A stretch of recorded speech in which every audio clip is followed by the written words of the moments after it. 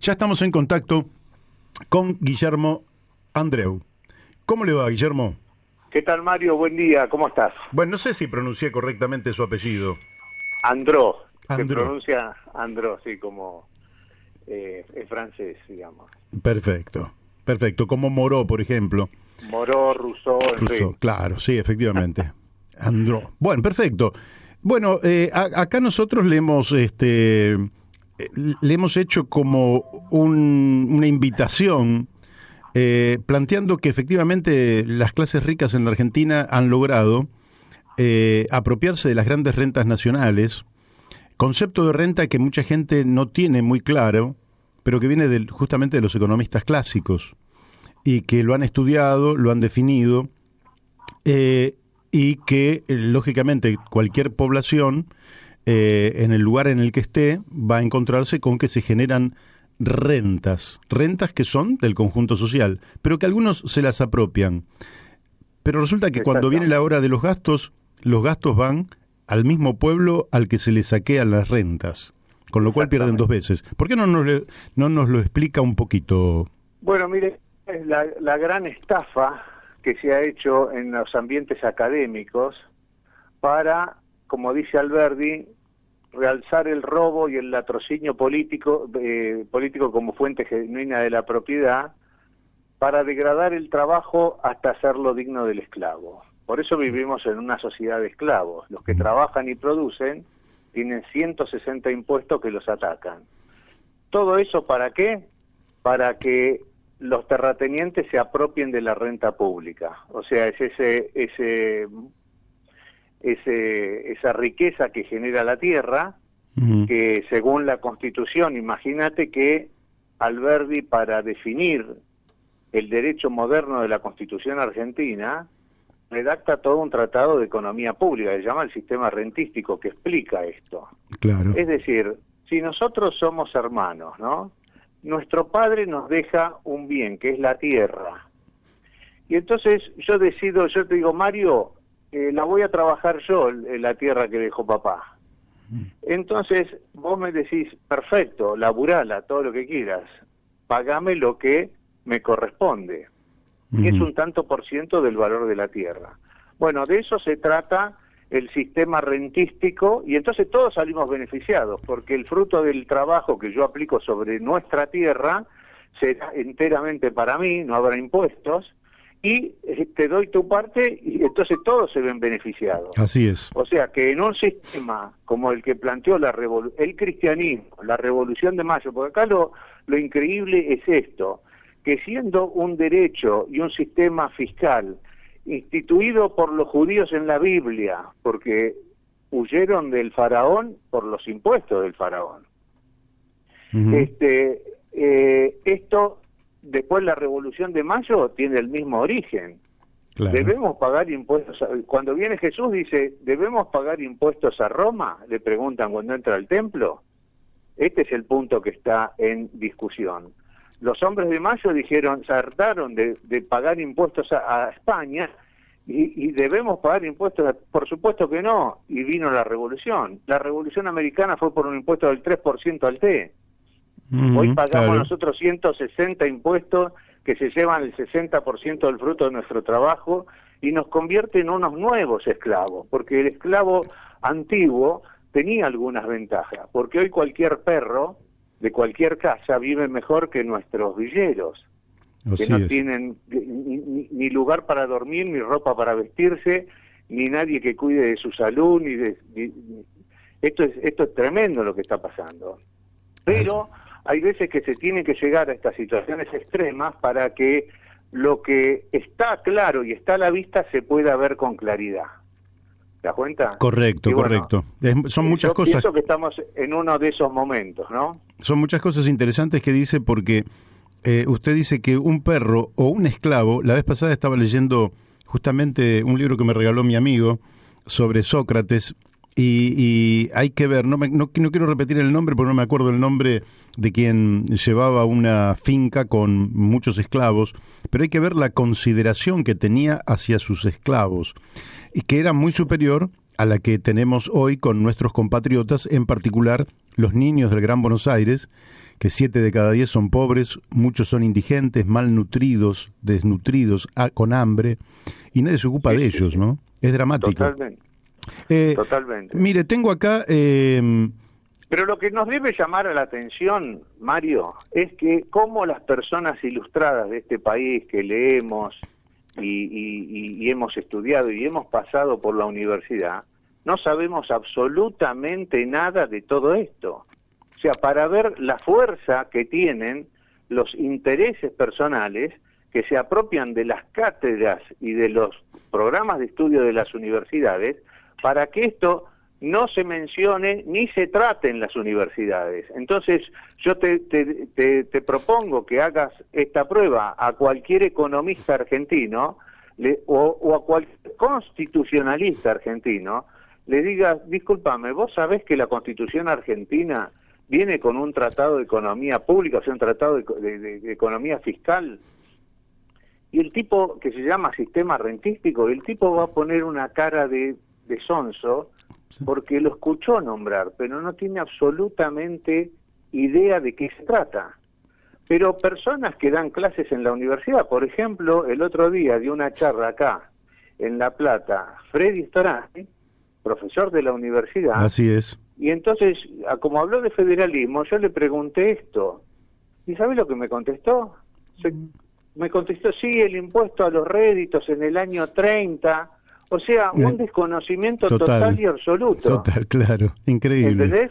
Increíble. Entonces eso es lo que nos debe llamar la atención, porque claro, cuando tenemos nuestra clase letrada, por eso Alberti hablaba de la barbarie letrada al servicio de la destrucción de la civilización, bueno, lo han logrado con éxito. Bueno, usted que está mencionando algo que para mí es de gran interés, porque uno escucha efectivamente a economistas famosos en la televisión diciendo barbaridades de soberanos ignorantes y son aplaudidos como si dijeran verdades reveladoras de algo oculto, cuando en realidad dicen barrabasadas. Pero claro, la explicación es que se han interpuesto intereses privados para deformar la ciencia económica y ponerla al servicio de sus propios intereses. De otra forma no se explica que Milei, después de las barrabasadas que ha dicho, sigue hablando en televisión como si fuera un señor que sabe algo. Exactamente. Bueno, yo a Milei hace como 5 o 6 años, en el Congreso de Economía Austríaca, que se hizo en Rosario,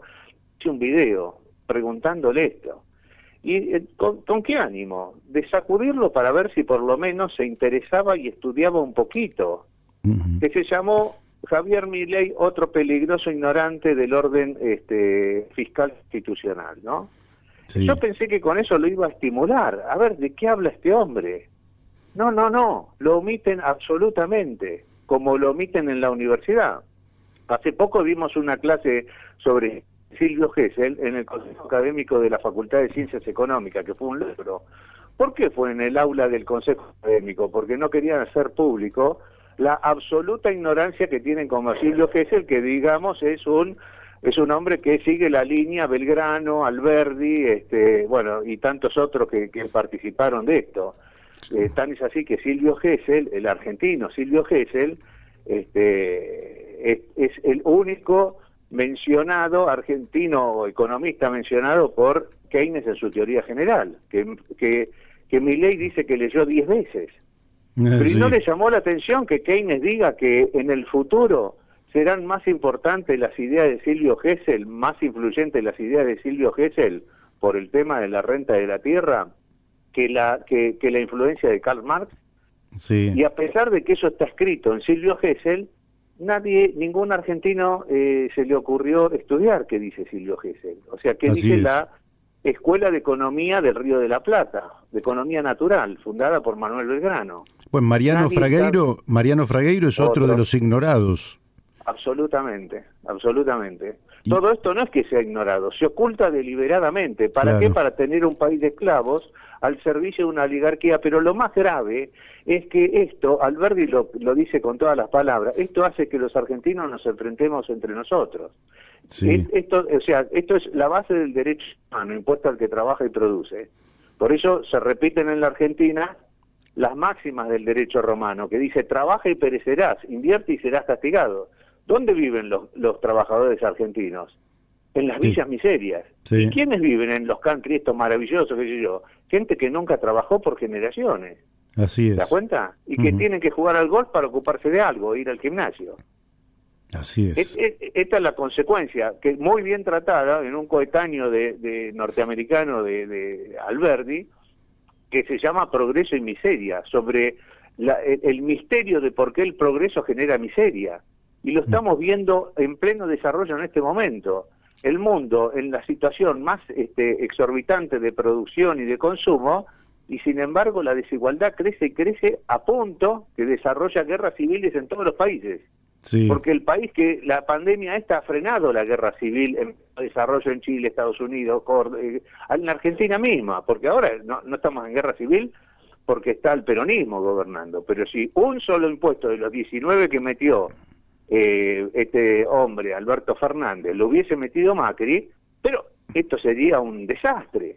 Sí. Entonces, o sea, estaríamos en plena guerra civil. Bueno, todo esto es una enorme confusión que lleva también al Papa, porque el derecho moderno te lleva también por supuesto, que es la fuente, o sea, el sistema rentístico es la fuente del derecho moderno y de la propiedad moderna. La propiedad antigua, o sea, la romana, vos eras dueño de la tierra y te apropiabas de ese plusvalor de la tierra, la renta, que es un valor social, lo crea la sociedad, porque si no hubiese sociedad no hay renta. Por eso gobernar es poblar. Poblemos la Argentina, a aumentar la demanda sobre tierra, la tierra va a aumentar de precio, que es el objetivo del terrateniente, y beneficia al terrateniente, pero van a aumentar los fondos públicos. Entonces, como en un sistema biológico, más gente viene, más aumenta el valor de la tierra, más beneficio para el propietario y más ingresos públicos para sostener esa sociedad de creciente complejidad. Es básico. Cuando esto vos lo ves, se te ocurre decir, pero ¿cómo puede ser? Es la base de la economía clásica y científica. No, lo reemplazamos por la neoclásica, donde el factor de producción tierra desaparece para que la renta de la tierra desaparezca en el bolsillo del propietario. Sí. Y te lo digo yo como propietario de tierra, ¿viste? ¿Entendés? Está bien, muy bien. Entonces, ¿cuál es autoridad el mejor moral para decirlo?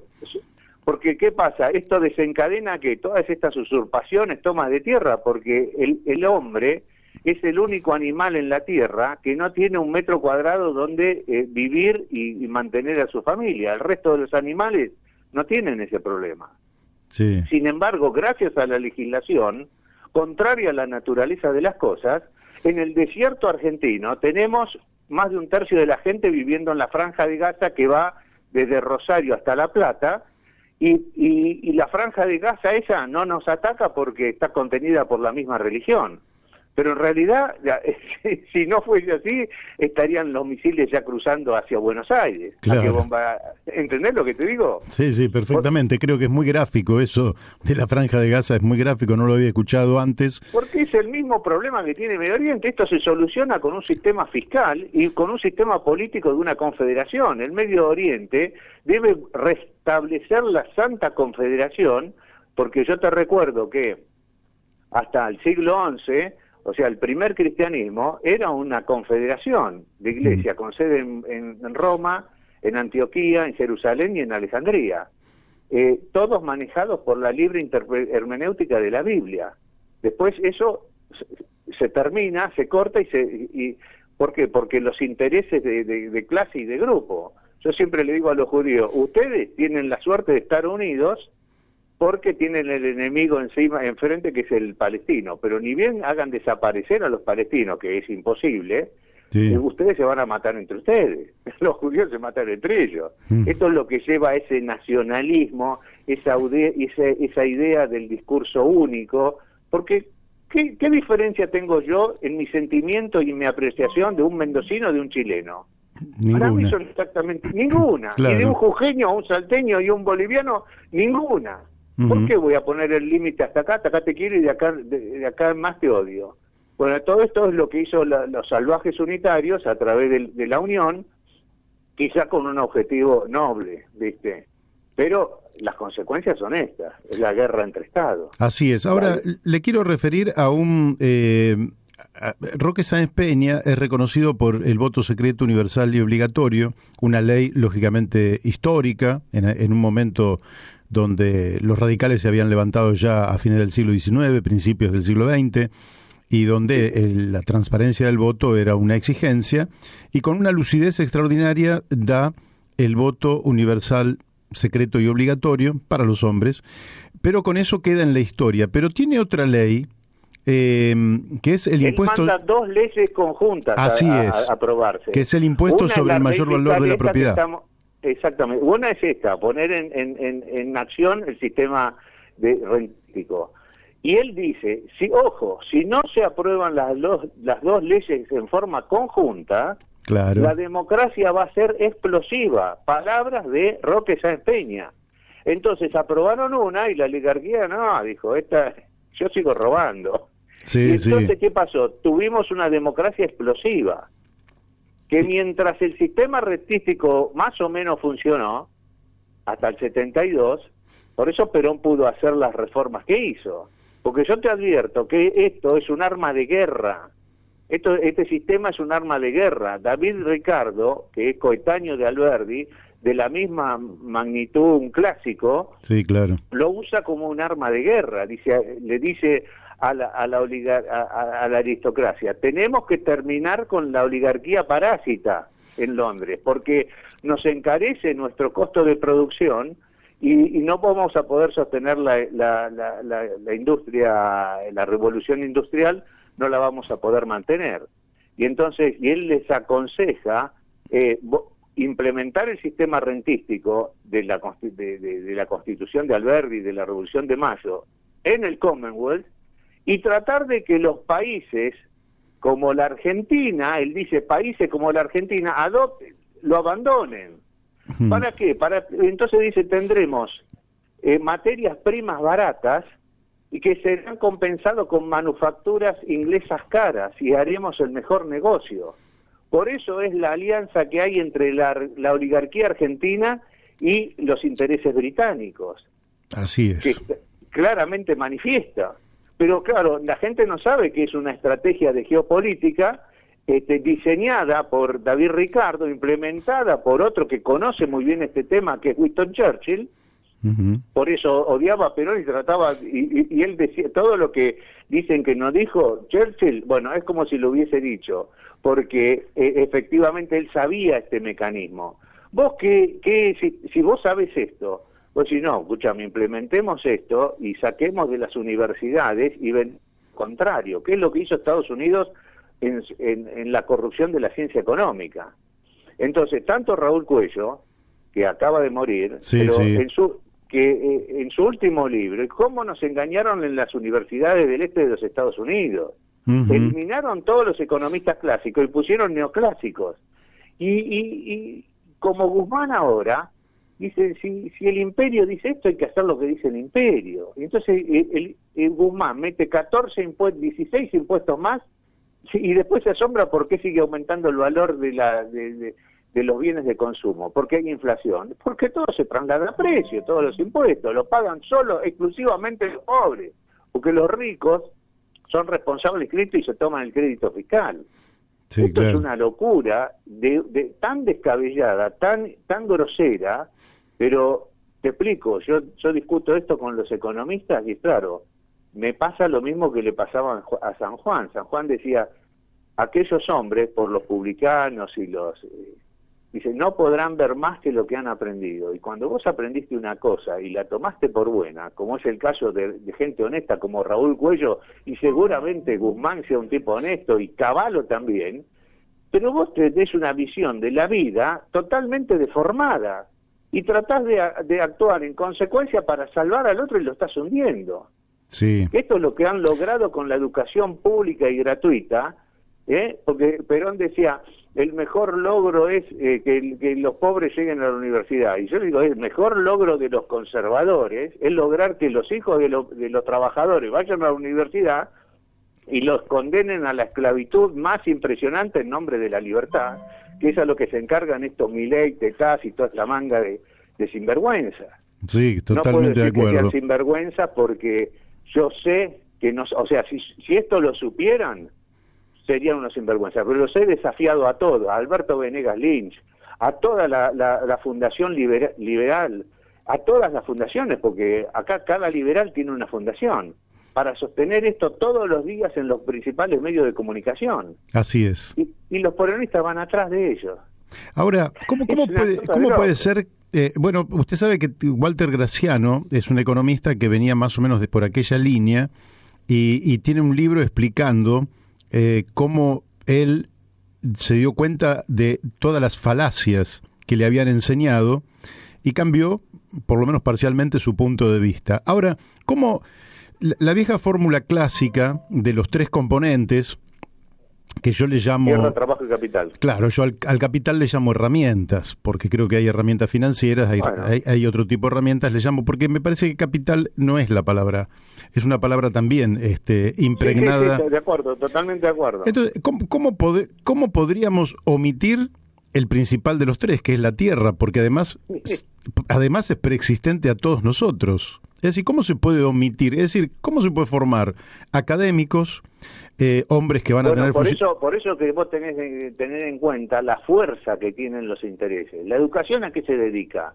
¿A ilustrar a la gente en forma científica? No. A generar una ignorancia inducida a través de una educación endogámica y acrítica. Para andar a pedir a cualquier facultad de Derecho las obras completas de Alberdi. ¿Sabés qué pasa? No están. ¿Por qué? Porque Alberdi habla de esto con toda claridad, y los sinvergüenzas neoliberales, como por ejemplo mi amigo Armando Ríos, que en paz descanse, que era el exegeta de Alberdi y tenía las obras completas de Alberdi. Yo le decía, Armando, ¿por qué no te lees por favor te pido, lee en el libro 7, la crítica al Código Civil? Ah, no, tú sabes que yo pienso, me decía. Entonces él decía, pero vos no sos un intelectual, vos sos un sinvergüenza, un mercenario de las ideas como Alberto Venegas Lynch, y toda esa banda, Roberto Kachanowski, una manga de delincuentes que saben esto porque se he refregado, vengo refregando esto. Yo hice una conferencia vinieron los ingleses, porque claro, esta tradición es española, de la Escuela de Salamanca. Y los ingleses vinieron e hicieron por primera vez un congreso sobre impuesto a la tierra fuera del Commonwealth, porque venían a ver acá por qué decíamos lo que decíamos, y se encontraron que, claro, para ellos era un problema económico. No, es un problema jurídico de consecuencias económicas. Claro. Se querían morir los tipos, ¿viste? Sí. ¿Por qué? Porque y acá vino Fred Harrison, que fue el único economista que predijo en un libro que en el 2008 iba a haber la crisis inmobiliaria por el aumento del valor de la tierra. Y cuando viene la crisis, la reina de Inglaterra va a la Escuela de Economía de Londres y dice, señores, ¿qué pasó acá? Y sin embargo no lo tienen en cuenta, como no lo tuvieron en cuenta Winston Churchill. Winston Churchill lo usaron para salir de la guerra, y cuando fue a elecciones de nuevo, el caucus lo separó, porque no me toque la tierra en Londres, hagamos eso en el Commonwealth, o sea, en Australia, Nueva Zelanda, Hong Kong, inclusive en Canadá. Todos esos países pagan, inclusive la región central de Estados Unidos, pagan un fuerte impuesto a la tierra. ¿Por qué? Según él. Y porque la tierra es de la corona. ¿Te das cuenta? Claro. Aquí hablaba Alberdi. Alberdi decía, la tierra es de la corona, hay que pagar por ella. Además que es lógico. Bueno, acá lo ilógico se ha hecho carne a través de todo un sistema académico absolutamente corrupto que ha ido para donde va el viento, o sea, ha obedecido a lo que le dicen en los centros de poder para desintegrar a América Latina, porque esto se instaló con los códigos civiles en toda América Latina. Claro. ¿Entendés? Guillermo, la última, Sí. porque ya el tiempo se nos ha ido, pero actualmente, desde el punto de vista técnico, Sí. ¿usted conoce algún planteo que marche hacia una reducción sustancial de los impuestos, eliminación de una enorme cantidad de impuestos y el incremento de la contribución territorial? ¿Conoce algún proyecto concreto? Mira, el que más en la facultad hay gente, pero absolutamente ignorada. Pero el que fue diputado nacional, que entró en reemplazo de Sturzenegger cuando Sturzenegger se fue al Banco Central, se llama Eduardo Conesa, es director del Lo conozco, sí, macroeconomía de facultad, forma parte del grupo nuestro. Sí, sí. Él le presentó todo esto a Macri. Ojo que el radicalismo lo tuvo a Lucio Reca, y sí. Lucio Reca le advirtió esto a Alfonsín, y le dijo más o menos las mismas palabras que se expresó Roque Sáenz Peña. Si no hacemos esto, nuestro gobierno va a fracasar. O sea, que no es que no supo, no quiso y no... No, estuvo bien asesorado y no todo el juego para hacer la reforma que hay que hacer, pero que está en nuestra Constitución y que es la economía... Bueno, y así, y Perón también tuvo un personaje que lo asesoró sobre esto. Y Cámpora lo echaron porque tuvo que hacer esta reforma de parte de un asesorado por un economista argentino que se llama Storni Gerstein, que ahora trabaja en Londres y España. Él le llevó la reforma fiscal a Cámpora y se ve que la oligarquía, los conservadores, cuando vieron esto en Cámpora, comunistas, se apropia la renta al pueblo, pero esto lo hacen Australia y Nueva Zelanda, claro. Toda la región central de Estados Unidos. No, comunista. Es que es lo que le decía Alberdi Mitre Alberdi. Sí. Hemos abolido la ley de enfiteusi por comunista, que decía lo mismo que la Biblia, la ley de enfiteusi. Tomen toda la tierra que quieren, deben pagar por ella, la renta. Así es. Y entonces Alberdi le dice, su código civil, en la superficie respeta la propiedad privada porque deja que te apropies de ese plusvalor, pero en el fondo es comunista, porque a poco de andar necesitarán socializar el valor generado por el trabajo a través de impuestos. Así es. Por eso yo a Milei le digo, más comunista que vos no hay, y Gloria Álvarez y a toda esta manga de charlatanes, pero que tienen minutos en la prensa, que son unos delincuentes intelectuales, y los he desafiado a todos, pero a todos, y si no se animan a venir de a uno, a todos juntos, júntense entre todos, hacemos 10 contra 1 un debate. Y arrogan, ¿por qué? Entonces yo digo que son unos delincuentes totales. La irresponsabilidad intelectual es el más grande de todos los crímenes. Por eso yo pedí un juicio Russell Sartre cuando vinieron los ingleses contra las academias de ciencias morales y de ciencias económicas. Porque no puede ser que esto se omita. Y ellos deciden cuál es el paradigma dominante en la ciencia, la economía neoclásica. Y la clásica... Bueno, Guillermo, el tiempo se nos ha ido. Le agradezco muchísimo la amabilidad que ha tenido de pasar por nuestros micrófonos. Para nosotros ha sido un gusto y la vamos a seguir en otro momento porque este es un tema bien de fondo de la Argentina, bien estructural, es estratégico. La pobreza, vos instauras el sistema de rentas y terminás la pobreza en forma inmediata porque el salario recupera el 100%, o sea, se triplica el valor de compra del salario, porque desaparecen los impuestos y los alquileres bajan, y la tierra se pone a disposición del que la necesita para vivir y trabajar. Así Entonces es una revolución, Mayo fue una revolución por estos motivos, no es una revolución armada, es una revolución intelectual que la verdad, que venga a nosotros tu reino, es el reino que nos promete la Biblia, que nos promete el Padre Nuestro, y es esto, y después se ordena todo, desaparece la injusticia, la pobreza, la trata de personas, desaparece todo, porque todo el mundo puede trabajar, producir y ser una persona honesta. Pero este sistema te empuja hacia el mal y hacia la muerte, a nuestros hijos, a la droga, es un desastre esto. Entonces llegamos a un punto que hay que ponerle...